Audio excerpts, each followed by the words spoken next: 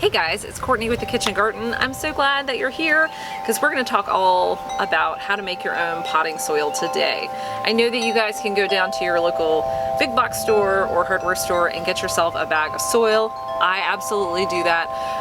But if you have a larger project like filling up a raised bed, or you just have, this is in the early spring, so I'm filling up containers that have just left during the winter, and you need fresh soil in them, then this is a great way to get a good amount of soil without having to pay for all of those individual bags, because it gets expensive. So we're going to take just a few simple ingredients, we're going to mix them up, and then you're going to know exactly what's in your potting soil, and you're going to be able to have more of it for less money. So let's get started.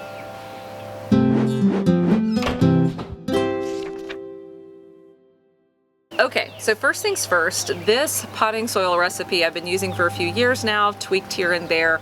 The original recipe that I used was from Mel Bartholomew's Square Foot Gardening book, and that was an excellent, just three, like third of compost. It was compost, peat moss, and vermiculite. I also use compost. I got some in bulk, so that's going to be kind of the base. Instead of peat moss now, I do use coconut coir because it's a bit more sustainable, even though I won't say I don't find it to be as growing friendly. I wouldn't grow something in just coconut coir alone.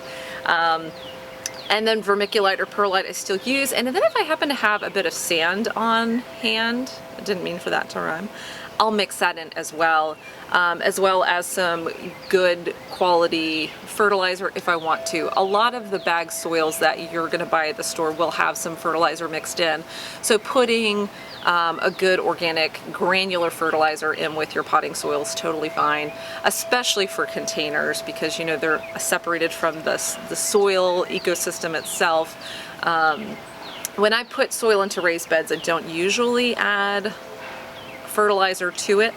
One, because it is rich in compost, which this will be as well, but two, all of my raised beds actually touch the ground, and so eventually they kind of work into that soil system that's beneath them. But every gardener has their own preferences, and that's just mine, so you do what works best for your garden space. But let's get started making some potting soil at home for a fraction of the cost.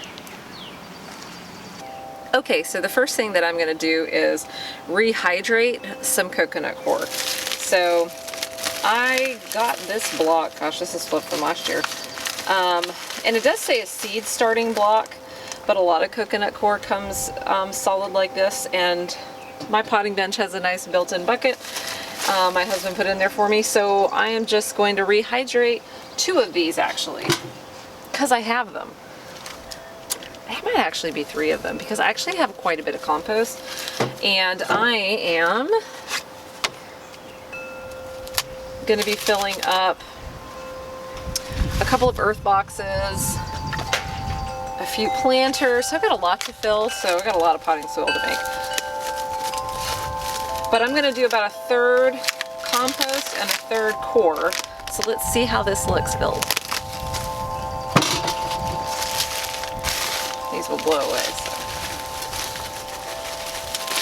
All right, let's watch the magic happen.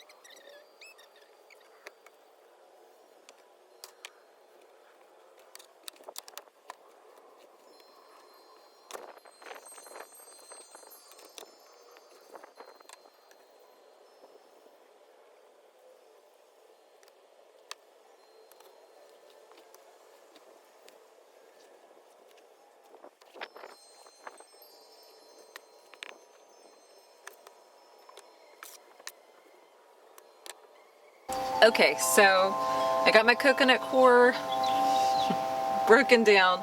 I've never tried to do that many blocks in this thing before, but you can tell it's ready when it's moist to the touch, and you can squeeze it and it holds together. So again, these are called seed starting blocks, but the only ingredient is coconut coir, and this is what I had on hand, and I was trying to not spend any money this gardening season. Or as little money as possible. I did buy the compost in bulk because my local garden center started carrying it in bulk, so it was a good way for me to support them. But let's get it mixed in with the compost, and then we'll add in our vermiculite. Okay, so here is my leftover compost from topping off my raised beds. It's pretty dry. I had it covered with a tarp because we got some rain last week. So let's get our coir added to it, and then we'll add our vermiculite. And this may have some extra moisture at the bottom.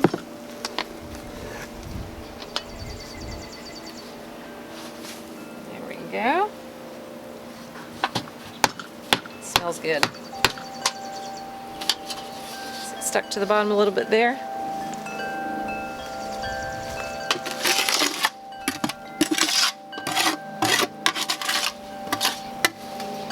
Like you're cooking in a much larger quantity. All right. And honestly, your hands would be a great choice for mixing this.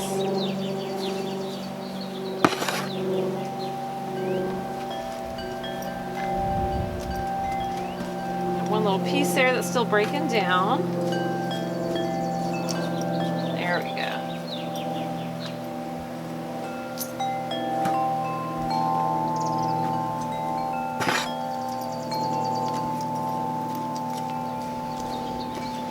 And you can I think this compost, I'm pretty sure was,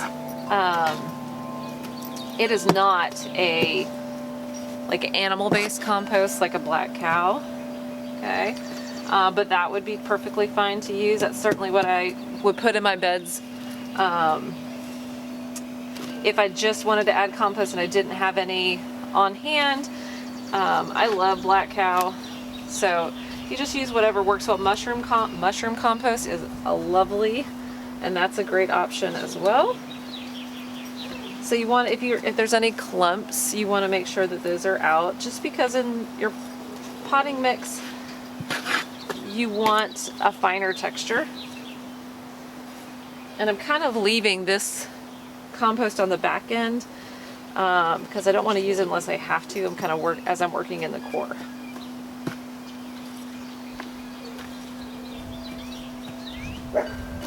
All right, let's take a look at this texture here. Okay, so just a close-up view. Holds together pretty nicely. The compost is that kind of grayer color, and then the coir is more of the orange. So that looks really good. Okay, and if you squeeze it in your hand and it stays together and isn't dripping with water, which it's not, then that means you're good to go. So that looks really great.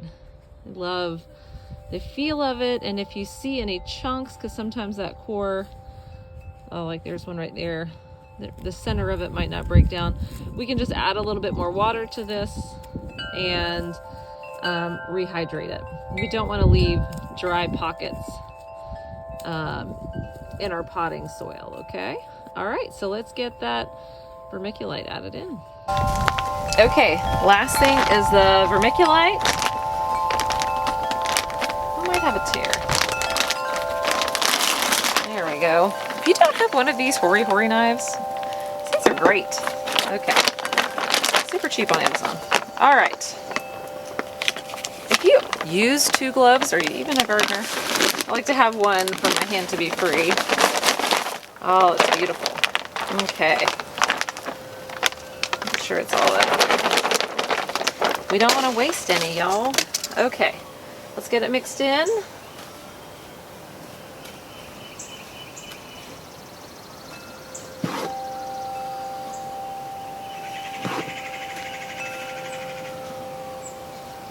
This looks good. I'm just going to use my hand. I should go get my other glove, and I can mix with both. Once you add in vermiculite or even perlite, it starts to look a lot more like the mix that you get at the store with the white flecks in it. And then if you are going to add a fertilizer in, it looks even more like store-bought. This is nice. This is going to be so great in all my pots. I'm fighting the sun here, y'all, trying to stay in the shade. All right. That's looking awesome. Perfect. Let's get a close-up of what that looks like. All right, so we've added in the vermiculite. It's still holding together. It's giving us a beautiful color. It's looking great. Looking great. Okay.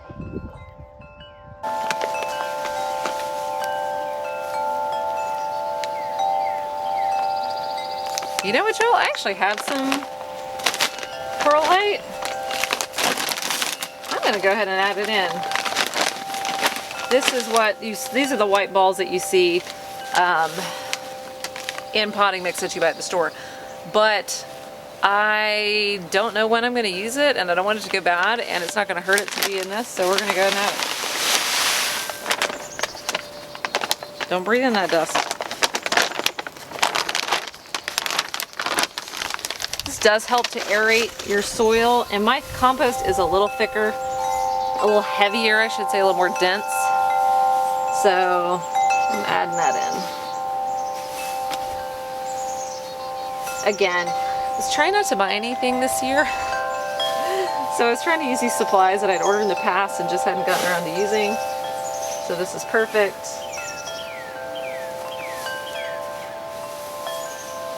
And this should fill all my pots and then some.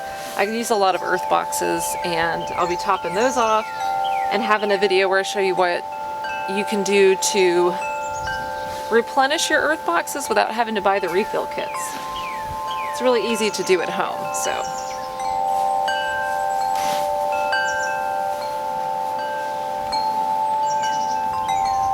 And this is honestly kind of therapeutic. If you've had a tough day, there's nothing like getting out here and putting your hands in some soil and getting it done. Y'all, this looks so good. So just added in that perlite that I just had laying around. I say optional. If you've got it, use it. If it's going to be an extra expense, then don't worry about it. But you can see how much it looks like store-bought potting soil right now. Okay, so here is the finished product. I was going to put the fertilizer in, but then I remembered that I'm going to use a lot of this in my earth boxes, and I always add a trench of fertilizer into an earth box, so I'm going to hold off. If I put these in if I put some of this in a regular pot, then I'll just add a scoop of fertilizer in before I add the plants. So this is a beautiful homemade potting soil, and you see how much you got for the cost. You can see the cost breakdown in the comments. You can also see the link to my website where the recipe is. So I hope you find this helpful. I hope this helps you to garden on a budget, and that you can see that you really can make this at home yourself. No big deal, and I know it saved me a ton of money over the years. So hope you guys enjoyed it. Have a great day and happy gardening.